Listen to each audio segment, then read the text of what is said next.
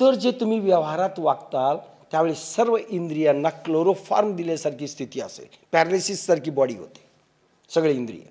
जे इंद्रिय बोलतोय एवढाच भाग फक्त हे असतो, अहंकारामध्ये असतो. अहंकार म्हणजे जाणीव असते शिल्लक, बाकी नेणिवेमध्ये जातात, म्हणजे पॅरालिसिससारखी स्थिती येते, सेन्सेशन रहित अवस्था येते, एक बॉडीला पॅरालिसिस होतं. त्यावेळेस हा सिद्ध पुरुष हा हुकूम देत असतो त्या इंद्रियांना, आणि त्या हुकमावर ते इंद्रिय मग जागृत होतात आणि काम करतात. हा हुकूम कोणाचा आहे? ज्यांचे कासवासारखे इंद्रिय ज्यांना आखडता येतात आणि पुन्हा लांबवता येतात ते सिद्ध पुरुष असतात. आणि या सिद्ध पुरुषांचं वागणं, यांचं बोलणं हे परमेश्वरासारखं असतं.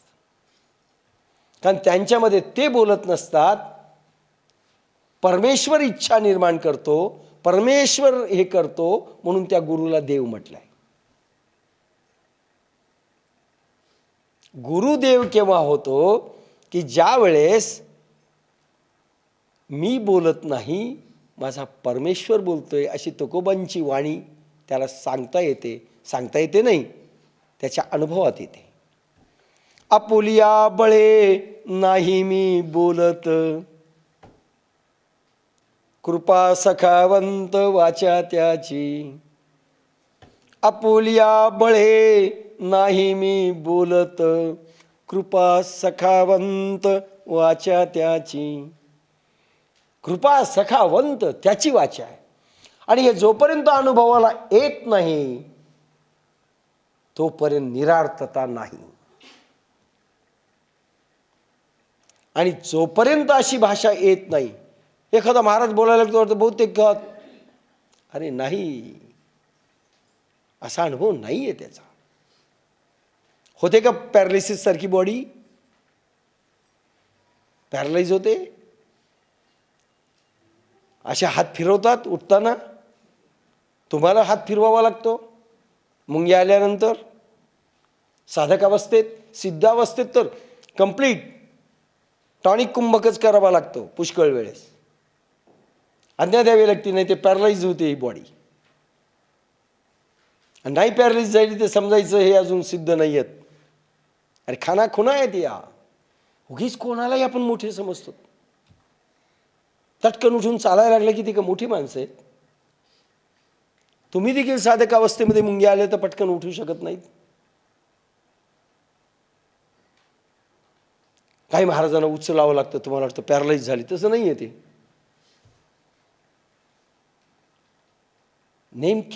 नेमकेपणा समजून घ्या सगळ्या गोष्टीमधला. अरे ज्यांच्या बोलण्यातनं असं तेज बाहेर निघतं की तुमच्या अनुभवाला खटकन येऊ लागतं. तुमच्या म्हणजे साधकांच्या नाही, साध्या माणसांच्या.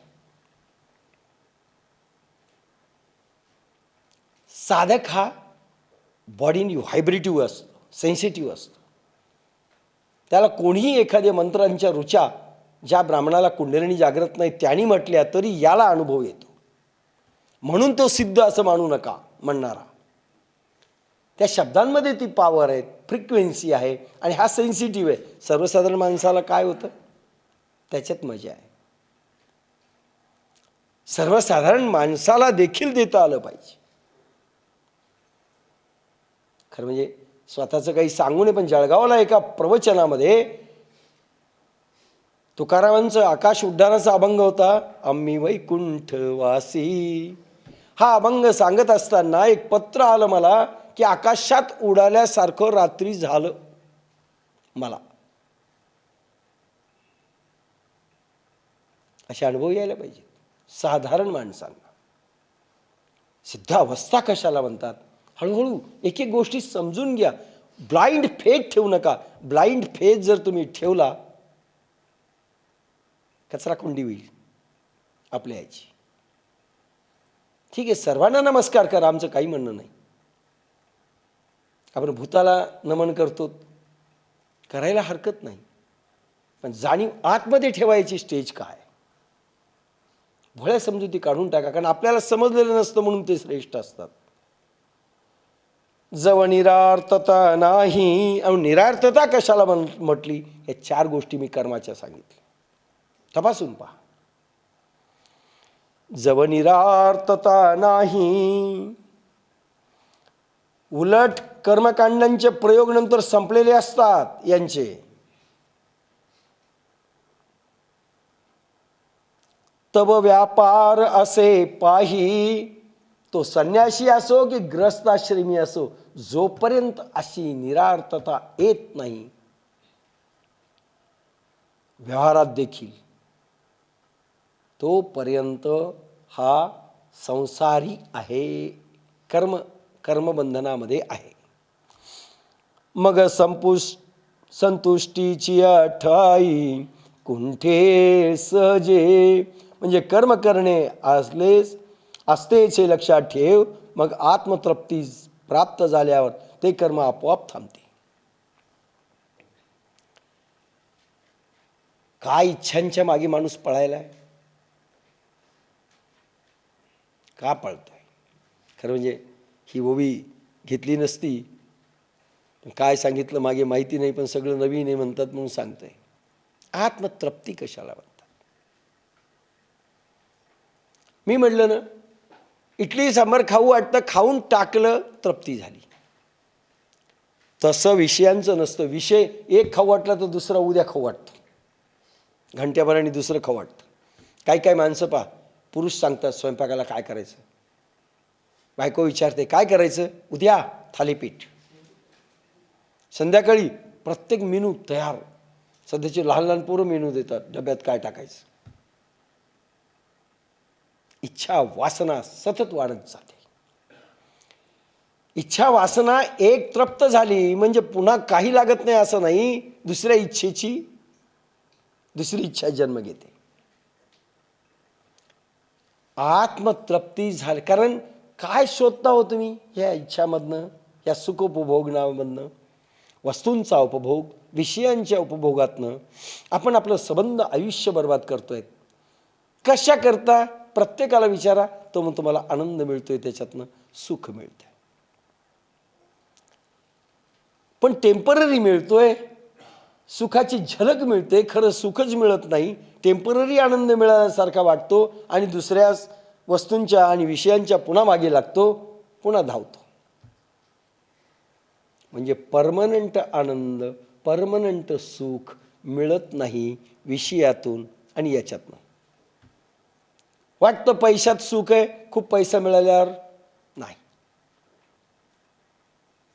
अंबानी सुखी झाली असते, टाटा सुखी झाली असते, नाही झाले. मी विचारलं परवा त्यांना, नाही म्हणले. अजून कंपन्या खोलायच्यात म्हणले, खूप उघडायचं आहे, आता तर रिटेल मार्केट उघडायचं म्हणले. ते बस होईन इतकं. कोणी तृप्त झालेलं नाही. म्हणून ज्या सुख आणि आनंदाकरता आपण विषयांच्या आणि वस्तूंच्या मागे लागलेलो आहेत आणि पुरुषांच्या मागे लागलो आहेत आणि व्यक्तींच्या मागे लागलो आहेत, व्यक्ती विषय आणि वस्तूंच्या मागे लागतोय सुख आणि आनंदाच्या तृप्ती करता, तो खरा आनंद, परमनंट आनंद आत्म्यामध्ये बुडी दिलं प्राणमन बुद्धी अहंकाराने. आपण परमात्मा स्वरूप झालो, परमात्म्याच्या मनामध्ये मन रंगून टाकलं, आत्म्यामध्ये मन रंगून टाकलं, आत्मरूप झालो की परमनंट आनंदाचा झरा सुरू होतो. आणि एकदा तो परमनंट आनंद मिळाला की विषयी आनंद देखील फिक्का पडतो, नको वाटतं, नको. एकदा समाधीमध्ये 2-2, 3-3 तास जर तुम्ही बसले, नको वाटतं. का महावीर बाहेर आले नसतील 12 वर्षात? नको वाटलं, नको. त्याच्यात मजा आहे, कारण ते परमनंट आहे. तो आनंद वाढता आहे, घटता नाही. अरे इडली सांबर आवडतं तर पहिल्या इडलीला जे तुम्ही बक्स खातात ते 6वी इडलीला खात नाहीत, नको. मग ते बळजबरी वाटते, नाही खा. अरे खाता खाताच आनंद संपत चाललाय आणि खाल्ल्यानंतर पुन्हा एक आणली इडली, खाऊ वाटते ना, खाय, नको म्हणतो तो, आता उलटी होईल म्हणतो. आनंद विषय भोगत असताना आनंदाची समाप्ती होती. आनंद मिळत नाही, आनंदाचीच समाप्ती होते शेवटी. मिळत नाही तोपर्यंत आनंद वाटतो आणि एकदा मिळालं आनंदाची समाप्ती होते. आणि म्हणून एकदा तोपर्यंत आत्मतृप्ती होत नाही. आत्मतृप्ती झाल्यानंतर काहीच नको वाटतं. विषय नको, व्यक्ती नको, काही नको. मग गौतम बुद्ध आपल्या राजराणीकडे ज्यावेळेस जातात दरवाजावर, पुन्हा नाही म्हणत चुकलो चुकलो, आता आपण संसार करू, तू आणि मी, मी आणि तू, तू और मी. असं काही झालेलं नाही. नको वाटलं, कारण अखंड सुख तिथे आहे. तोपर्यंत कर्म आहे. जोपर्यंत तुम्ही परमात्म रूप होत नाही तोपर्यंत कर्म व्यवस्था त्याज्य नाही, असा अर्थ घ्या. भलेही तो संसारी असो की भलेही तो तथाकथित संन्यासी असो, सध्याच्या काळात जे होतात ते. आणि आजकालचा संन्यासी तर भयंकर टेन्शनमध्ये. आता एक टेन्शनची माणसं असू शकतात. कल्पना करा, आपणही टेन्शनमध्ये जर असू तर श्वास सगळा खाली चाललेला आहे. उर्दूच नाही आहे, कर्म त्याज्य नाही आहे. आणि सिद्ध पुरुषही नाही आहेत, विद्वान आहेत, एवढंच. तया उचित कर्म सर्वथा त्याज्य नोहे. त्यांना कर्म त्याज्य नाही तोपर्यंत करावं लागणार. मनोनी ऐके पार्था जया नैष्कर्म्य पदी असता तया उचित कर्म सर्वथा त्याज्य नोहे. मनोनी ऐके पार्था, भगवान म्हणतात अर्जुना तू ऐक, तुला ह्या नैष्कर्म्य पदावर जायचं असेल, कर्मरहित अवस्था प्राप्त करून घ्यायची असेल तर कर्म आधी केलं पाहिजे आणि मग नैष्कर्म्यपदी अवस्था होईल. आधी कर्म करावं लागेल. उदाहरणार्थ परावाणीतलं भजन ऐकण्याकरिता पहिल्यांदा तुम्हाला वैखरी वाणीचं करावंच लागणार आहे, जिभेमधून उच्चार करावाच लागणार आहे. कर्म वाटचालीचं साधन आहे. विमानतळावर ते तुम्हाला जरी जायचं असेल, परवा आम्ही हैदराबादला विमानाने गेलो तिरुपतीला. बसल्यानंतर आम्ही थांबलेलो होतो, पण जाण्याकरता इथून रेल्वे पकडावी लागली, तिथून उतरावं लागलं, ॲटो पकडावे लागले, ॲटोतून पुन्हा तिकडे जावं लागलं, पायी पायी पायी पायी चालून त्या विमानात बसावं लागलं आणि मग उडालं. आणि ती एका घंट्याकरता पुन्हा पायी पायी चालावं लागलं. कर्म त्याज्य नाही आहे. नैष्कर्म्य पदाला जरी पोहोचायचं असेल तरी सांगड कर्माची, पोहून जायचंय ह्या सांगडीला धरून. नदी भवसागर तरून जायचं असेल तर नावेला तेसता येणार नाही. कर्म ही नाव आहे. हा त्याच्या रीती आणि नीती आहे, व्यवस्था आहे, पद्धती आहे, त्या पद्धतीने जावं लागेल. आता नाव असेल आणि त्याला भूक पाडून आणलेलं असेल, नाही चालणार. असे काही रूल्स अँड रेग्युलेशन्स आहेत नावेचे. नाव आहे, नावेतही बसण्याची पूर्वी होड्या असायच्या, बसायची एक पद्धत आहे बरं का. सगळेच माणसं एका कोपऱ्याला बसले तर काय होईल? कुठं बसायचे याचे काही गणित आहेत. मग काहीला तो मध्ये बसवतो, काहीला असं त्या कोपऱ्यात बसवतो, काहीला त्या कोपऱ्यात बसवतो. सगळे वन लाईन बसले, नाही चालणार, ती उलटून जाईल. अशी पद्धती आहे, ती पद्धती वेगळी. म्हणून ऐके पार्था, म्हणून पार्था ऐक, ज्या दीक्षितात निष्कामपणाच्या स्थितीची प्रबळ इच्छा आहे, निष्काम झालो पाहिजे. हे वर सांगितलेले चारही प्रकार ज्याला वाटतं अनुभवाला यावेत त्याच्याकरता कर्म त्याज्य नाही, कर्म केलं पाहिजे आणि कर्मातून निष्कर्माकडे गेलं पाहिजे, निष्कर्म अवस्थेकडे गेलं पाहिजे. म्हणून प्रत्येक संतांकडे पहा कसे वागतात. तुम्हाला माहिती आहे तेवढं तरी त्यांना आहे का? कसे निष्कर्मी होतील. म्हणून ऐके पर्थ जया नैष्कर्म्य पदी असता तया उचित कर्म सर्वथा त्याज्य नो, हे उचित कर्म म्हटलंय. म्हणून पार्था, एक ज्या दीक्षितात निष्कामपणाच्या स्थितीची प्रबळ इच्छा आहे, तळमळ आहे, त्याने उचित अशा विज्ञानी कर्माचा कोणत्याही प्रकारे त्याग करणे योग्य होणार नाही. प्राणगती स्थिती आली की निष्काम नैष्कर्म्यता येते.